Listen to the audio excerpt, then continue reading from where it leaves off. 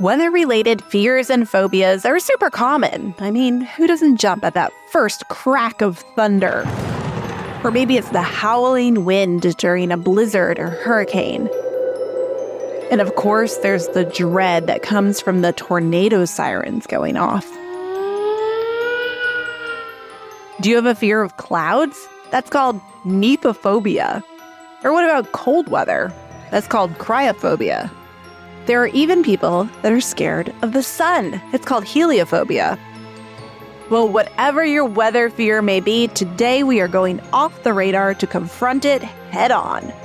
We'll hear from Dr. Kevin Chapman on popular meteorological phobias and get to the root of why Mother Nature provokes panic for so many people.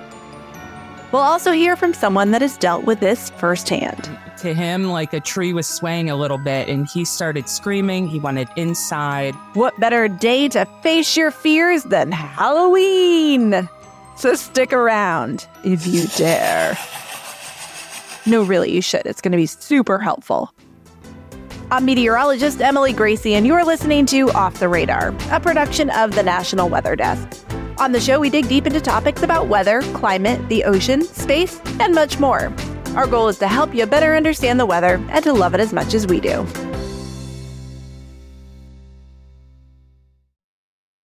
Welcome to Off the Radar. I have a very, very special guest today because this is a dear friend of mine, Cheryl Costello. Welcome to the show.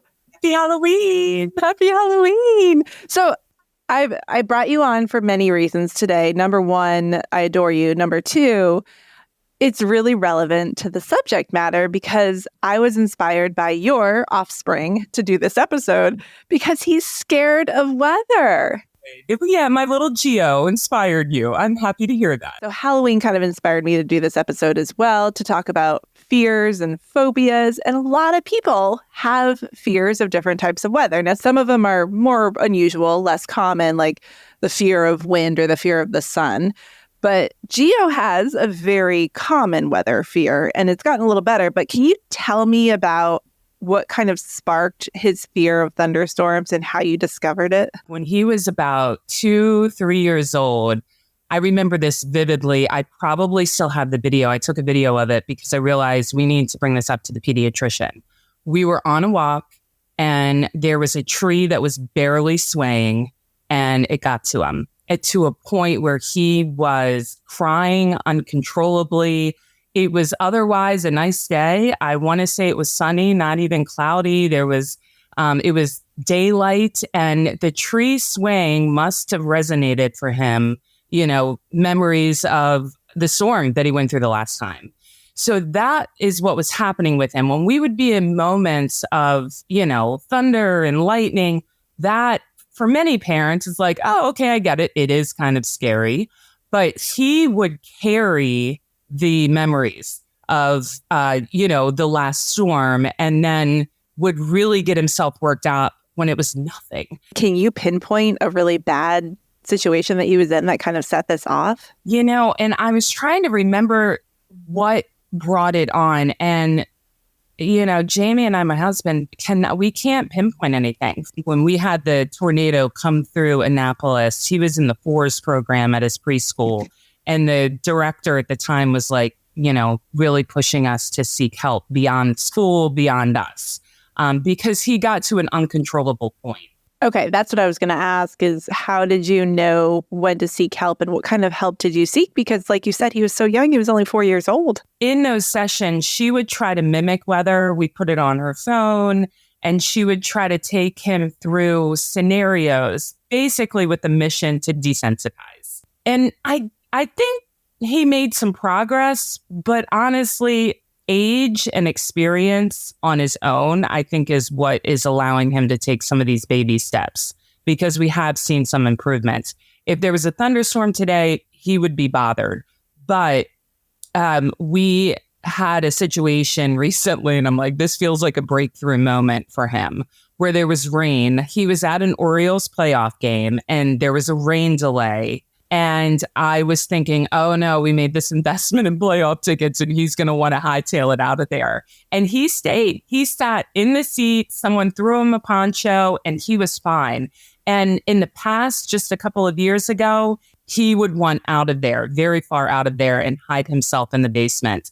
But in that moment, he, was able to like tough it out. I think a lot of it for him has been going through these scenarios and realizing he's still safe. Yeah, I remember being at your house and that thunderstorm came through and all of the kids kind of had the same reaction and the adults had the same reaction too, as far as, when there's a big rumble of thunder, we kind of jumped but then laughed.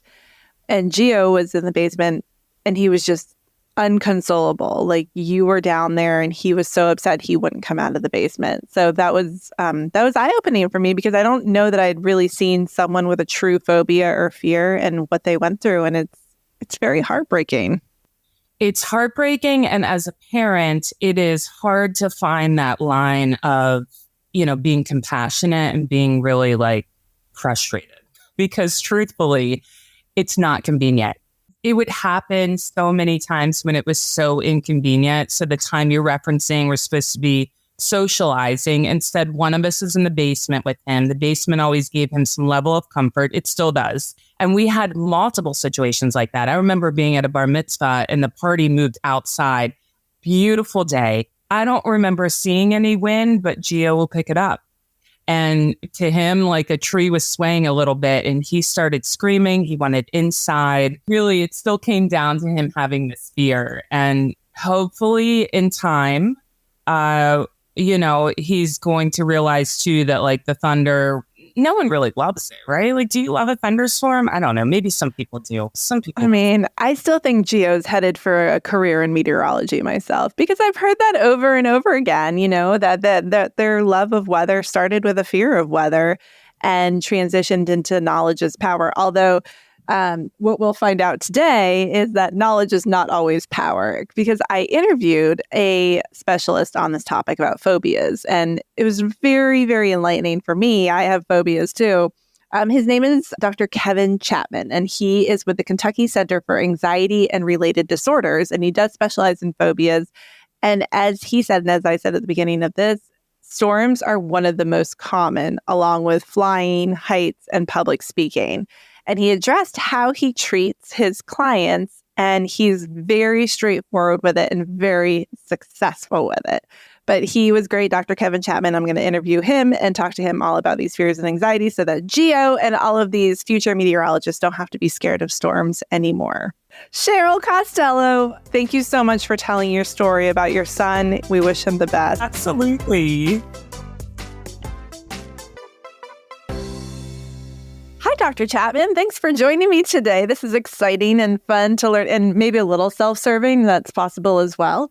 I want to start by letting everybody know who you are and what you do and what you specialize in. So give me a little background on yourself and what your specialty is. Okay, I'm honored to be here, Emily. Thanks for having me on. So I'm Kevin Chapman. I'm a licensed psychologist, and I specialize in anxiety and related disorders like phobias and whatnot. And I'm the founder and director of the Kentucky Center for Anxiety and Related Disorders. Okay, so let's talk about weather and fears because I've heard a lot of meteorologists that I work with or have known over the years say they became meteorologists because they had certain fears of weather.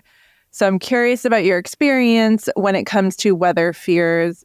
Obviously, there's some common ones and maybe some less common ones. What have you seen as far as patients with fears of different types of weather? Yeah, Emily, I've seen a lot of different patients with fears of different types of weather. In fact, it's quite common, to be honest with you. And if you think about a phobia, there's a difference between a fear and a phobia. And there's about 50% of the population that has what I would call a subclinical fear of something. And one of the categories of a phobia, ironically, is what we call natural environment type. Well, you can imagine, Emily, what would be included in that. Things like storms, tornadoes, right? Hail damage and things like that. So a lot of people that I actually see clinically, it crosses over to a phobia because it impairs their functioning, right? So they're like, I can't go out if it's gloomy. I can't travel if it's raining. If it's snowing, I am marooned in my home, right? So that's when it becomes a big problem. So we see like a whole gamut of people who struggle with weather-related problems and fears.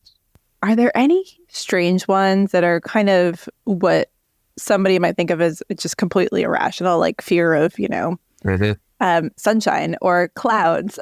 Yeah, well, I've seen people who have, absolutely, is a short answer. And one example would be, I've had a couple of people who've had this fear of being engulfed by the sun. So for example, so for instance, sitting out on a park bench, for example, was extremely distressing and debilitating for these couple of individuals I'm thinking of at the top of my head.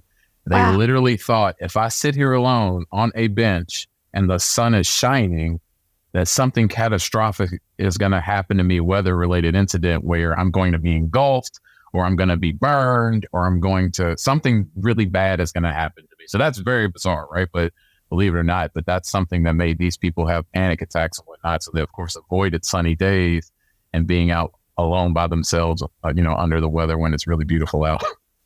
Is that something you're born with, or does that develop from like a traumatic experience, or both? Yeah, it's a great question. So it's not something you're born with per se. It's kind of an interaction between both genetic predispositions and learning experiences. So the brief version, Emily, is, for instance, people who develop a phobia, because you can take two people who have these traumatic experiences and one doesn't develop a phobia of, say, dogs versus someone else who does. Well, what differentiates that person? Well, it's their personality. Not necessarily. It's more so people who develop these fears and phobias, they have a genetic predisposition to respond to emotions in an intense fashion. In other words, I have big feelings. So that's coupled with one of the three pathways, Emily, where phobias develop, which I think you'll appreciate with what you do for sure. And that is, number one, a traumatic experience. Believe it or not, many people who have phobias don't develop one from a traumatic experience, believe it or not, but many do as well. So some people who have a phobia, they have a direct experience with the object, but many people don't, because there's two other pathways. The second pathway is what we call modeling. And modeling or observational learning is when someone in my family said, "Oh, Emily, you better make sure that you have stuff in your pocket because you got to be weighted down because the wind could blow you away," stuff like that. So it's this idea that my mom or my grandma or someone like that models fear for me. So I see them freak out in the midst of a storm and let's take shelter when there's not a high chance of a tornado actual threat, right? And then there's what we call informational transmission, right? Hearing about dangers of weather and things like that. For people who have a predisposition, that in and of itself can be powerful enough for some people to develop a phobia from just hearing about, breaking news, right? In Kansas, 29 people, that sort of thing, in conjunction with heightened anxiety. Hopefully that makes sense. Yeah, it makes a lot of sense. So the media, I'm guessing, can play a role in our fears and anxieties. Like watching a movie about a tornado hitting, can that induce it? It can, especially if the proverbial stars align in a really negative way. Like I said, if somebody has a genetic predisposition coupled with a strong fear response in the context of that information, Emily, that can align the stars to have basically panic-like symptoms.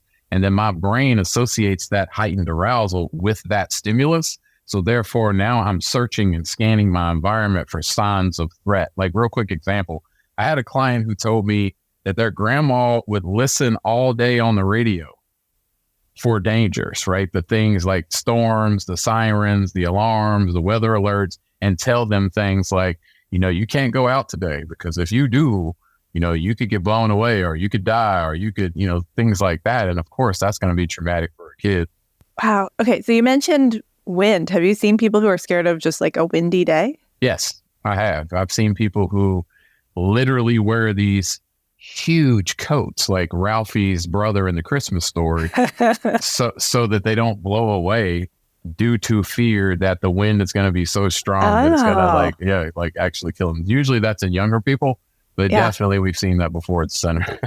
Okay, so for somebody who doesn't have any fears and anxieties and is listening and thinking just get over it. Can you explain, put us in the mindset of somebody who's scared of being blown away? What does that feel like? What does an actual phobia feel like? It's a great question because when you have a phobia, Emily, what most people don't understand, it's ultimately anxiety and fear both play a role. And most people think they're the same and they're not. They're two different emotions. So for example, anxiety is a future-oriented emotion, that involves thoughts of uncontrollability and unpredictability of future events. So anxiety sort of primes the pump by saying, what if I encounter wind? What if I encounter a storm? What if I encounter?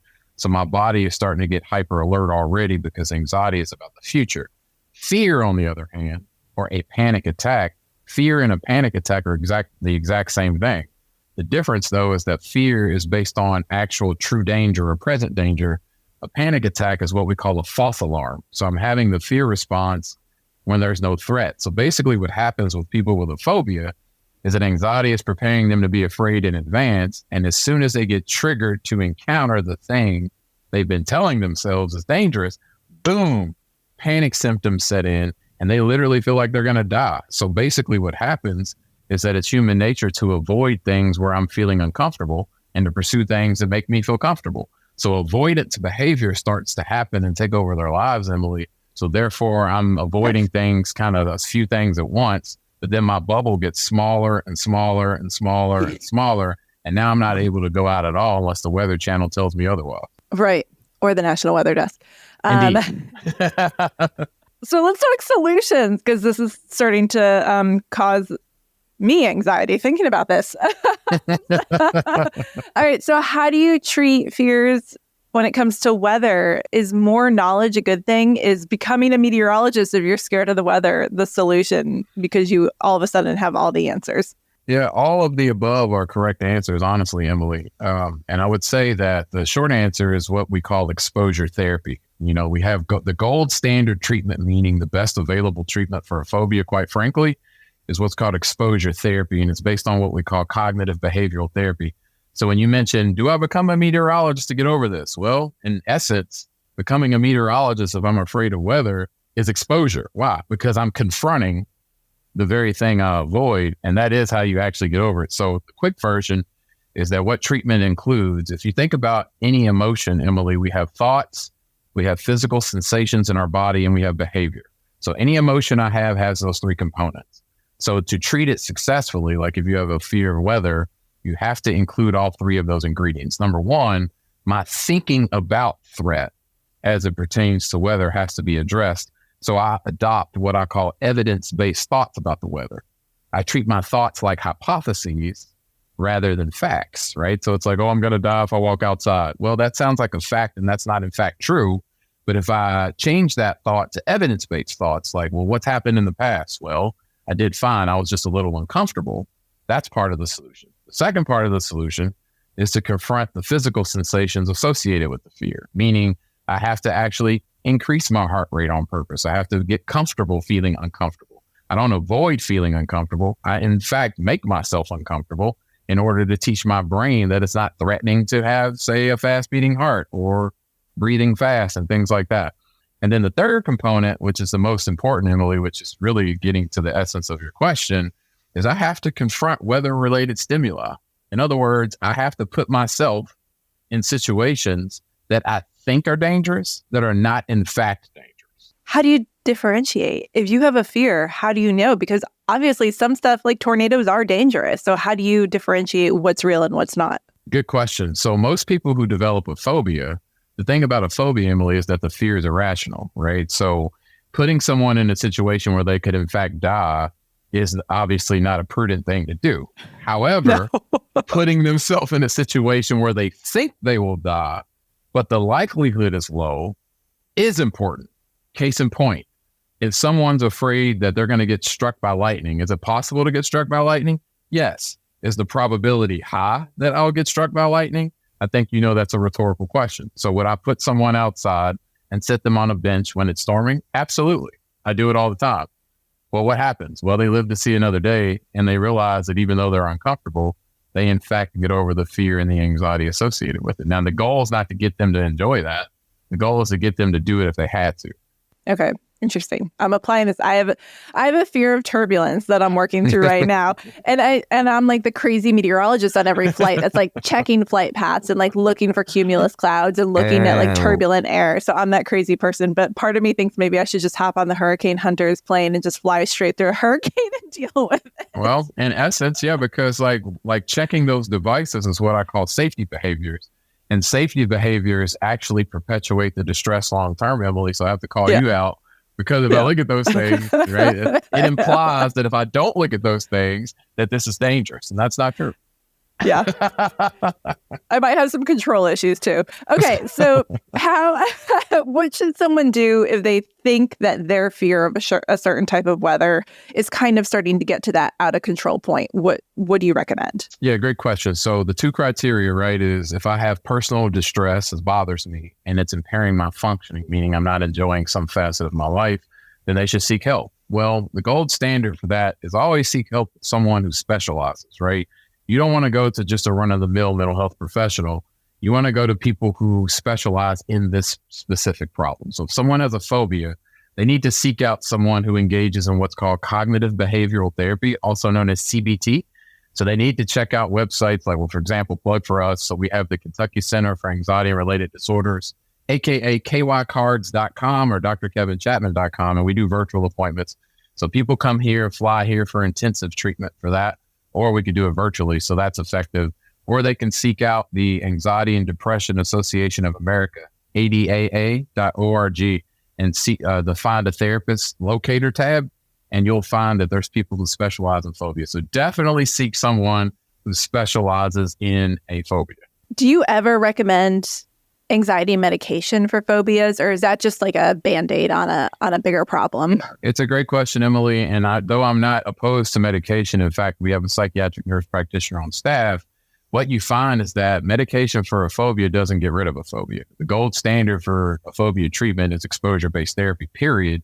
Medication can help buffer some of the distress associated with it. But if you really want to reprogram your brain and get over a phobia, you definitely need to do exposure therapy, and that definitely doesn't require medication. Personal question. How did you get into this field? Did you have any fears yourself? As you can imagine, Emily, I get that question a lot. The short answer is no. I was an athlete in college. I ran track and I played football, and that's relevant because when I took my first psychology course, and I was like, oh, I want to be that. And then when I took my abnormal psychology course, what I found is that 1/3 of people have an anxiety disorder. That's about 40 million Americans per year, yet only 1/3 receive treatment, and yet they're very treatable. I was like, oh, interesting. So there's a challenge. It's really creative and innovative treatment. Sign me up. So I just got intrigued with anxiety disorders because phobias are really cool to treat.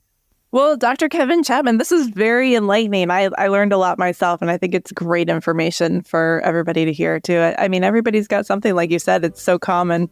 Yep, I agree. No, it's been fun, Emily. I appreciate it. Off the Radar is a production of the National Weather Desk. Make sure you're following the show on Apple Podcasts, Spotify, or wherever you listen to podcasts. New episodes publish every Tuesday. If you know someone who has a fear of a certain type of weather, make sure you share this episode with them. We'd also love you to rate and review us on Apple Podcasts and Spotify. Let us know what you think of the show and give me some ideas for future episodes. A special thanks to Dr. Kevin Chapman for being on the show today, and to Cheryl Costello for sharing her personal story. I'm meteorologist Emily Gracie. Make it a great day.